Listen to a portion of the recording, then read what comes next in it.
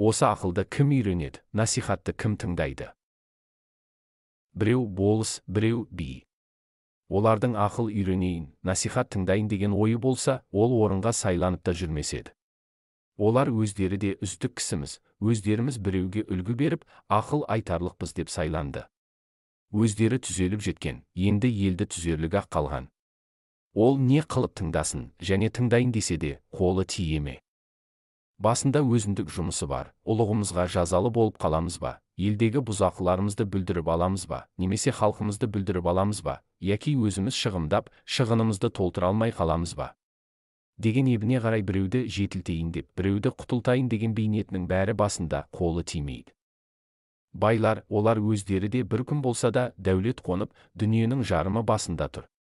Өзінде жоқты малыменен сатып алады. Көңілдері көкте, көздері аспанда, адалдық, адамдық, ақыл, ғылым, білім еш нәрсе малдан қымбат демейді. Мал болса, Құдай тағаланы да паралап алса болады дейді. Оның діні, Құдайы, халқы, жұрты, білімі, ұяты, ары, жақыны бәрі мал.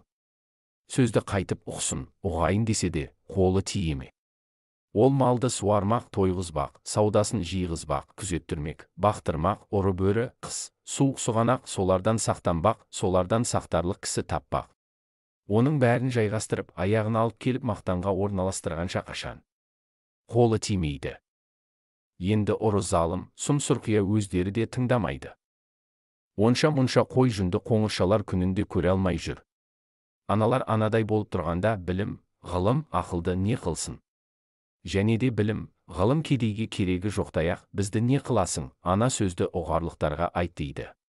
Оның өзгеменен ісі жоқ. Ана алдындағы үшеуіндей болған жанның ойында ешбір қайғысы, мұңы болмаса керек.